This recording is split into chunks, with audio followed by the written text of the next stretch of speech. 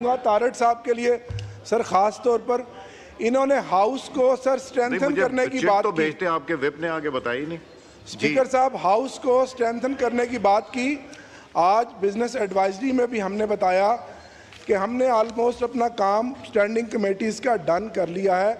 16 कमेटियों की फॉर्मेशन बनाकर आपको दे दी है। हमारी तरफ से सर कोई देर नहीं है, आप इस पर पूरा काम कर रहे हैं। अगर कोई देर है तो इस साइड से होगी। सर दूसरी बात है, किस मुंह से तारड़ साहब का एहतराम है कि ये हाउस की बात करते हैं। सर अभी पिछले दिनों 2 ऑर्डिनेंस आए सर, एक नैब का ऑर्डिनेंस आया और दूसरा सर इलेक्टोरल रिफॉर्म्स पर ऑर्डिनेंस आया। सर नैब पे वो जो रिमांड है 40 दिन से बढ़ाकर दोबारा 14 दिन से बढ़ाकर 40 दिन कर दिया। सर जब इन्हीं बेंचों पे अपोजिशन में ये लोग बैठते थे, इतने लंबे लंबे आंसू बहाते थे कि ये जो 14 दिन है, 302 का कैदी जो है उसका भी 14 दिन है, ये 60 दिन बड़ा जुल्म है। तो सर अब ये मुझे बताएं, 2023 अप्रैल में 1 साल पहले ये सर नैब ऑर्डिनेंस में तरमीम करवाई है इन्होंने और नैब में। तो सर 1 साल के बाद कौन सी क़यामत या इमरजेंसी आ गई है कि उस 14 दिन को फिर 40 दिन के लिए कर दिया? क्या है वो? है कैदी नंबर 804 का डर और खौफ। वो इमरान खान को बहादुरों की तरह जेल में बैठा हुआ है। और सर ये जितने मर्जी झूठे मुकदमात बना दें, तोशा खाना की और मुकदमात बना दें, कादर यूनिवर्सिटी का बना दें, सर वो बहादुरों की तरह जेल काट रहा है। जो साइफर केस का हाल हुआ है वो इन झूठे और बेबुनियाद केसों का होगा। सर अब मुझे बताएं कि लॉ मिनिस्टर साहब क्या उस 14 दिन के रिमांड को डिफेंड करेंगे या 40 दिन के रिमांड को डिफेंड करेंगे? यही लॉ मिनिस्टर थे उस वक्त सर। सर दूसरा ऑर्डिनेंस है सर, वो है इलेक्टोरल रिफॉर्म का।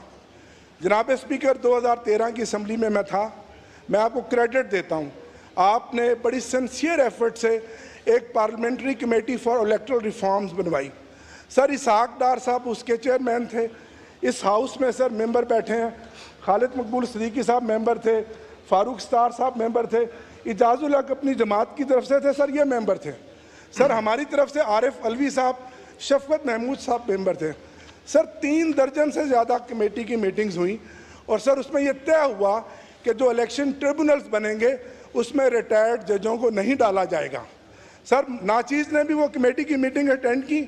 सर उसके बाद जब इतनी लंबी एक्सरसाइज हाउस ने की, आप हाउस को स्ट्रेंथन करने की बात की, अब रिटायर्ड जजों को जो घर में सोए पड़े हैं आप उनको भारी पैकेज देंगे, साइजेबल उनको महीने का पैकेज देकर उनको हमारे केसेस लगवाएंगे।